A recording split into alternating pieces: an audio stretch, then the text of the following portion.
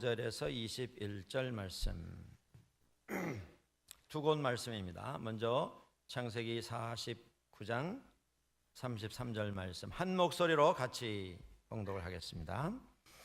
야곱이 아들에게 명하기를 마치고 그 발을 침상에 모으고 숨을 거두니 그의 백성에게로 돌아갔더라. 창세기 50장 15절에서 21절입니다. 교독하겠습니다. 요셉의 형제들이 그들의 아버지가 죽었음을 보고 말하되 요셉이 혹시 우리를 미워하여 우리가 그에게 행한 모든 악을 다 갚지나 아니할까 하고 말을 전하여 이르되 당신의 아버지가 돌아가시기 전에 명령하여 이르시기를 너희는 이같이 요셉에게 이르라. 내 형들이 내게 악을 행하였을지라도 이제 바라건대 그들의 허물과 죄를 용서하라 하셨나니 당신 아버지의 하나님의 종들이 우리 죄를 이제 용서하소서 하매 요셉이 그들이 그에게 하는 말을 들을 때에 울었더라. 그의 형들이 또 친히 와서 요셉의 앞에 엎드려 이르되 우리는 당신의 종들이니이다. 요셉이 그들에게 이르되 두려워하지 마소서. 내가 하나님을 대신하리이까. 당신들은 나를 해하려 하였으나 하나님은 그것을 선으로 바꾸사 오늘과 같이 많은 백성의 생명을 구원하게 하시려 하셨나니. 같이 보십니다. 당신들은 두려워하지 마소서. 내가 당신들과 당신들의 자녀를 기르리이다 하고 그들을 간곡한 말로 위로하였더라. 아멘. 19절 말씀을 다시 한번 소리내서 같이 보겠습니다. 요셉이 그들에게 이르되 두려워하지 마소서. 내가 하나님을 대신하리이까. 아멘. 저희가 지난 몇 주간 동안 요셉에 대한 말씀을 계속 생각을 해왔습니다. 이제 그 긴 여정의 끝입니다. 오늘 말씀에 보면 그의 아버지 야곱이 세상을 떠나는 장면이 나옵니다. 야곱은 참 파란만장한 삶을 살았습니다. 그의 고백처럼 험난한 삶을 살아왔던 사람입니다. 많은 일이 있었습니다. 어려운 일도 있고 엄청난 은혜를 받은 특별한 이런 시간들도 있었습니다. 야곱의 생애를 보면서 그 야곱의 마지막을 보면서 우리가 배우게 되는 교훈이 하나 있습니다. 이 세상에 우리가 추진하고 생각하는 것이 많이 여러 가지가 있는데 그 가운데 다 불확실한 것이 더 많습니다. 마음의 소원도 있고 꿈도 있고 그래서 우리가 추진도 하고 계획도 세웁니다만은 세상에 누가 뭐래도 확실한 것 두 가지가 있다 그런 말입니다. 그 첫 번째 확실한 게 뭐냐면 나는 이 세상에 태어났다라고 하는 것입니다. 여러분들 우리가 지금 여기 있다고 하는 것, 내가 이 문제에 대해서 생각할 수 있다고 하는 것이 내가 이 세상에 태어났다고 하는 증거입니다. 이건 누구도 부정할 수 없는 확실한 사실입니다. 또 한 가지 확실한 게 있습니다. 그게 뭐냐면 내가 이 세상에 이미 태어난 것이 확실한 것처럼 나는 언젠가 이 세상을 떠나게 될 것이라고 하는 것, 죽음의 관문 통과하게 될 것이라고 하는 것, 그것 또한 확실한 사실입니다. 오늘 성경을 보면서 우리는 아브라함도 찾아보고 이삭도 야곱도 또 오늘 요셉의 이야기도 나옵니다만은 요셉 역시도 50장의 세상 떠나는 이야기가 소개가 됩니다. 그렇습니다. 우리는 언젠가 한번 세상을 떠나야 할 존재입니다. 우리 인생은 한 번뿐입니다. 누구에게나 삶은 한 번입니다. 그래서 일생 아닙니까?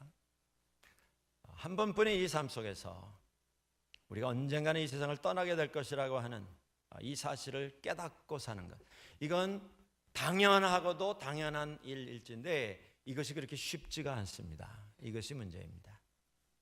저는 그렇게 생각합니다. 우리가 세상 살면서 내가 언젠가 이 세상, 그 시간이 앞으로 50년이 될지 80년이 될지 10년 후가 될지는 모르지만 언젠가 한번 세상을 떠나게 될 거다. 그리고 떠난 후에는 반드시 우리는 다 하나님 앞에 서게 될 것이다.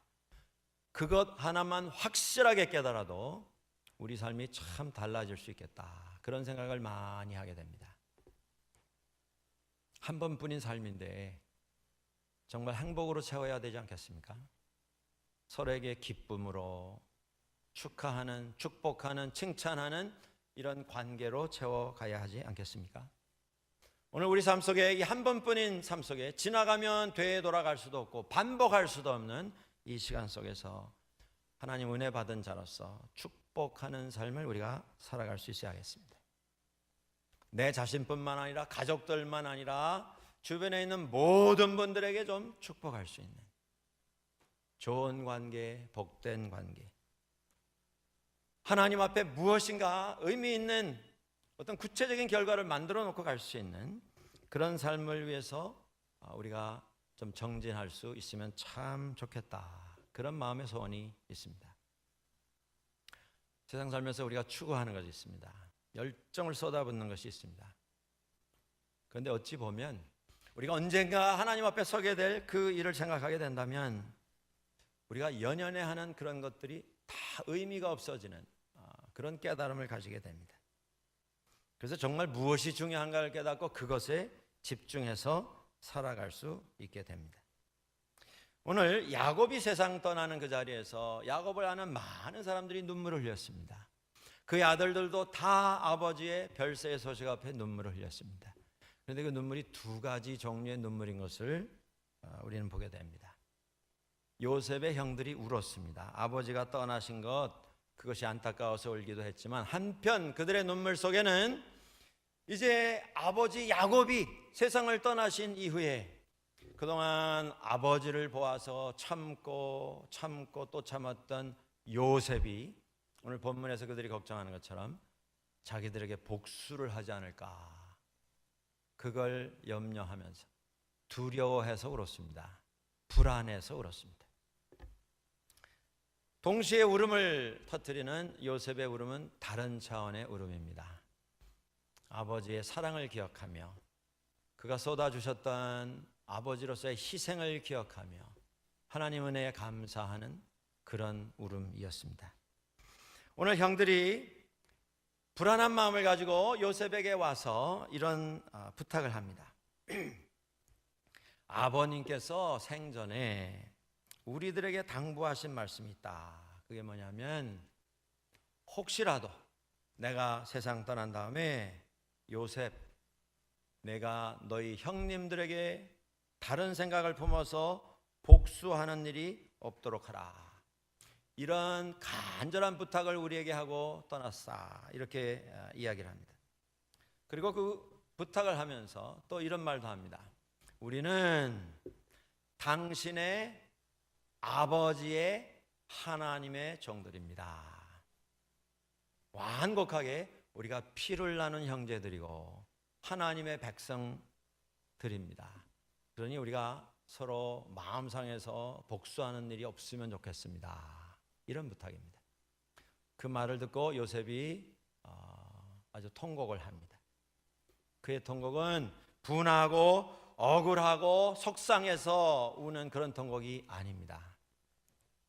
형들의 그 마음을 긍휼히 여기는 그런 마음입니다. 그리고 요셉이 이미 형들에게 만나자마자 아버지가 세상 떠나기 전 17년 전에 이미 고백을 했습니다. 형님들이시여, 제가 형님들에게 다른 생각이 전혀 없습니다. 이렇게 말했습니다. 당신들이 나를 이곳에 팔았다고 해서 근심하지 마옵소서. 한탄하지 마소서. 하나님이 생명을 구원하시려고 형님들 앞서서 나를 이곳에 보내셨습니다. 나를 이곳에 보내신 이는 형님들이 아니라 하나님이십니다. 여러분들 지금 이 대화가 진행되고 있는 시점은 요셉이 형들에게 배신을 당해서 노예로 팔린 다음에 39년이라고 하는 시간이 흐른 다음입니다. 17세에 팔려왔는데 지금 아버지가 세상 떠난 시점은 요셉이 56세가 되는 해입니다. 거의 40년을 지내왔습니다. 그런데 그 40년 동안 형들은 계속 불안해요. 계속 마음이 편치를 않았습니다. 팔아버린 다음에는 판 것에 대해서 살아있기 때문에 또 불안했습니다. 이제 아버지가 세상 떠나셨을 때 그들의 불안은 극도에 달하게 되었습니다. 40년 동안 형들은 불안을 키웠습니다. 그런데 요셉은 40년 동안 그 오래된 상처를 씻어내고 싸매고 하나님 앞에 내어드려서 치료받는 이런 생활을 해왔습니다. 40년 후에 한쪽은 불안함의 포로가 되었고 한쪽은 은혜의 사도가 되어 있는 것을 봅니다. 이 형들이 왜 40년 동안 이렇게 어려움을 당한 것입니까? 요셉에게서 이미 용서의 선포를 창세기 45장에 들었음에도 불구하고 왜 불안에 떨고 있는 것입니까?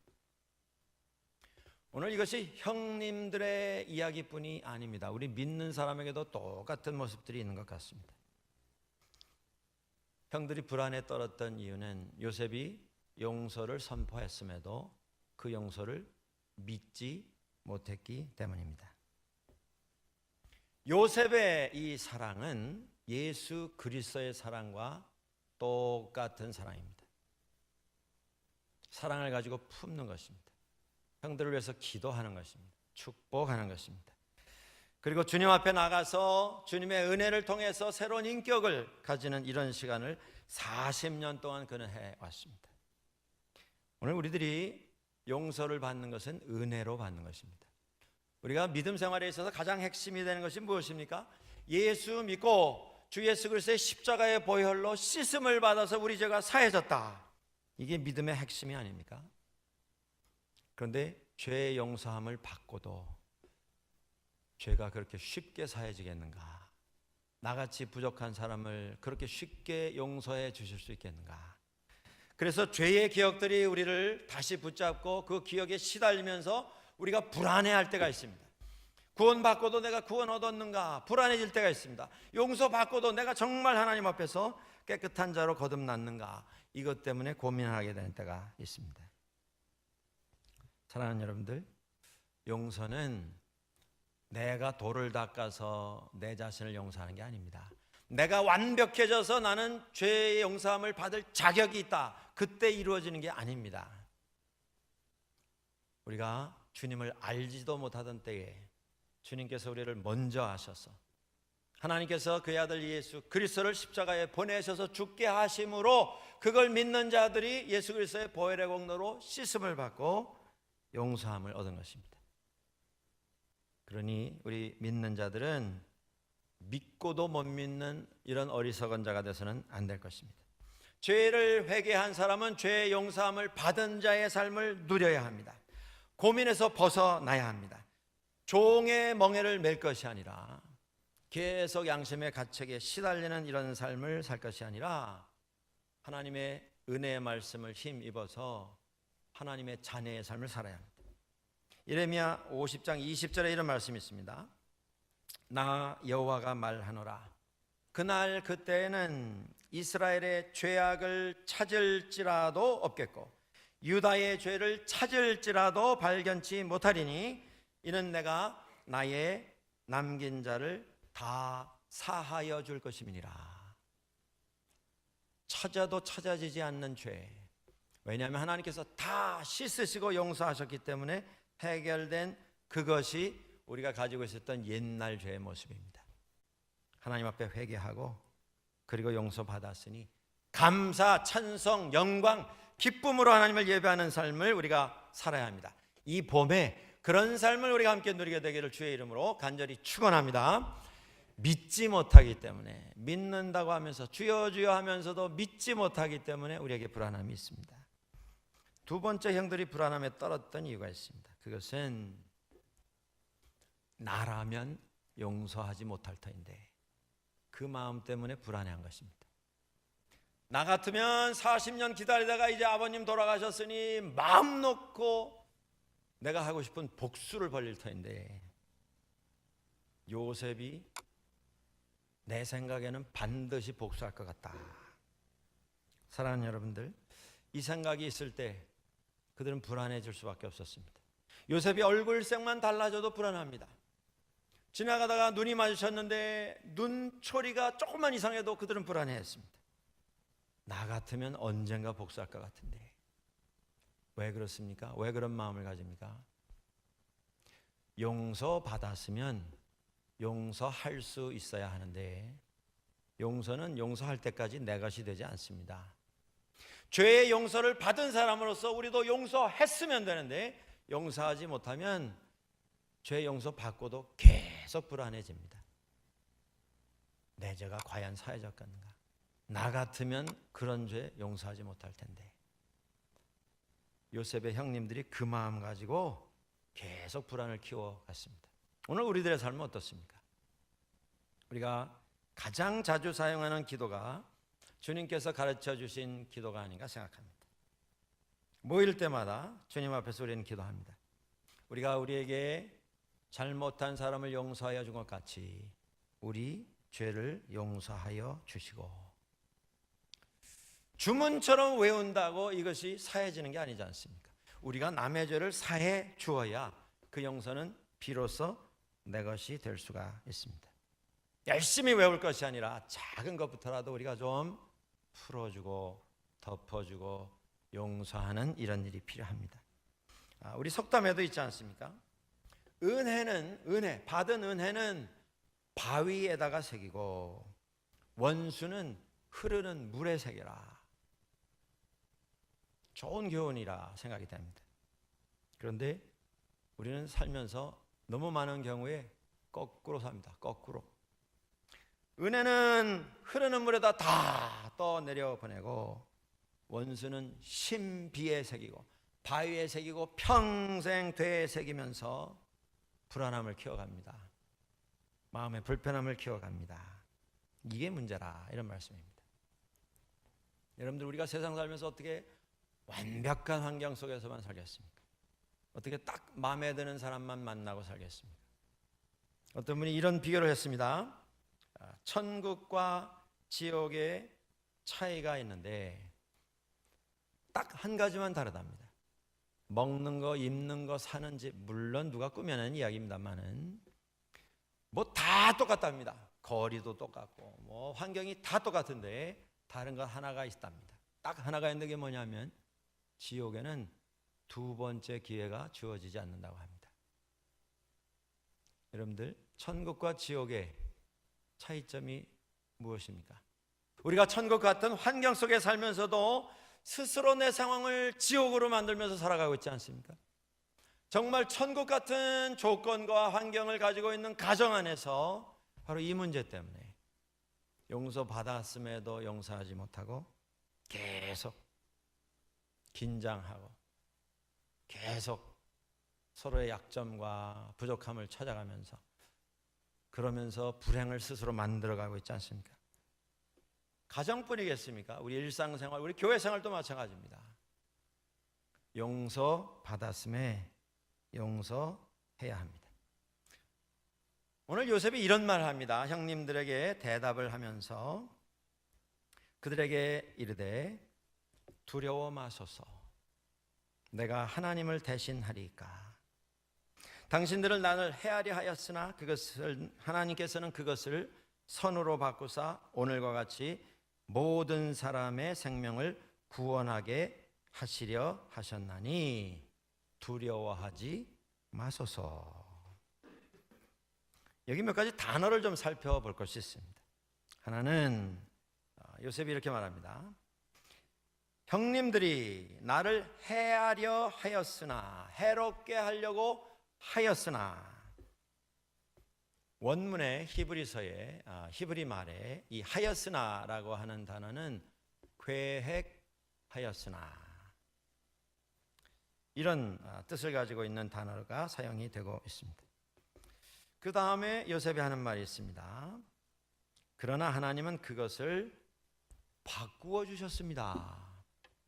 앞에서 하였으나라고 하는 말이 계획했다, 이런 말이라는 말씀을 드렸습니다.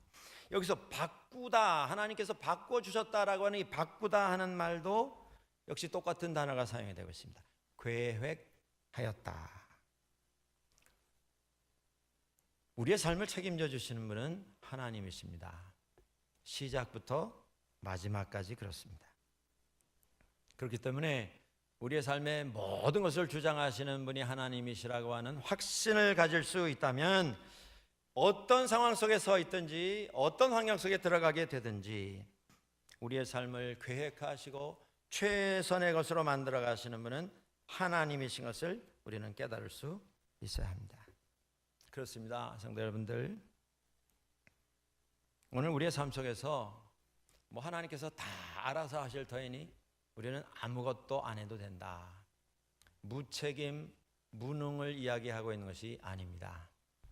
하나님께서 다 이루심을 알 때에 세상으로 하자면 이러저러 했으니 그러므로 결론이 내려질 수밖에 없겠지만 하나님 앞에 다 맡기고 그럼에도 불구하고 최선의 것을 만들어 가시는 하나님께 순종하면서 살아가는 것입니다. 이것이 믿음입니다. 믿음은 하나님을 믿고 하나님 앞에 순종하는 것입니다. 예수님께서 말씀하셨습니다. 누구든지 나를 따라오려거든 자기 일을 부인하고 자기 십자가를 지고 나를 좇을 것이니라. 중요한 게 무엇입니까? 예수 믿는 것은 주님을 따라가는 것입니다. 절대 앞서는 일이 있어서는 안 됩니다. 우리는 따라가는 사람일 뿐입니다. 그게 믿음이라, 이런 말씀입니다.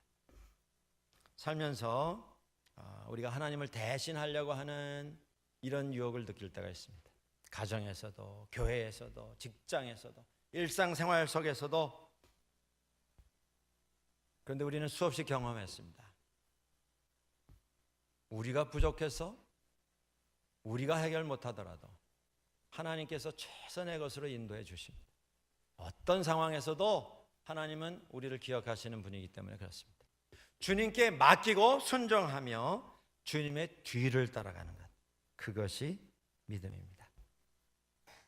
오늘 요셉의 긴 여정을 통해서 우리는 요셉의 요셉됨을 결론에서 다시 한번 확인받게 됩니다. 그 결론이 무엇입니까?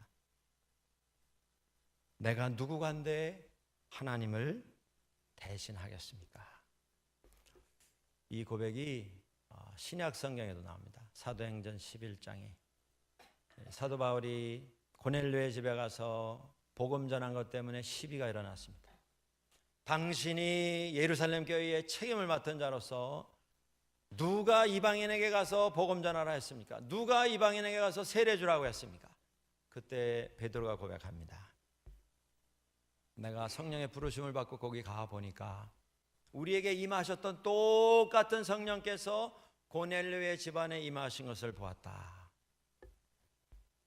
내가 누구이건데 하나님을 능히 맡겠느냐? 하나님 하시는 일을 내가 어찌 맡겠느냐?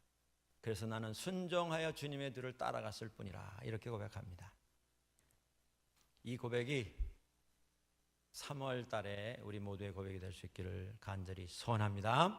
사순절을 지내는 동안 정말 우리 앞서가시는 주님을 따라가는, 때로 우리의 우선순위가 좀 다르고 우리 마음의 소원이 좀 다르더라도 주님께 맡기고 우리 가운데 최선을 이루시는 하나님을 따라가는 온 교회가 될 수 있기를 주의 이름으로 간절히 축원합니다. 같이 기도하시겠습니다.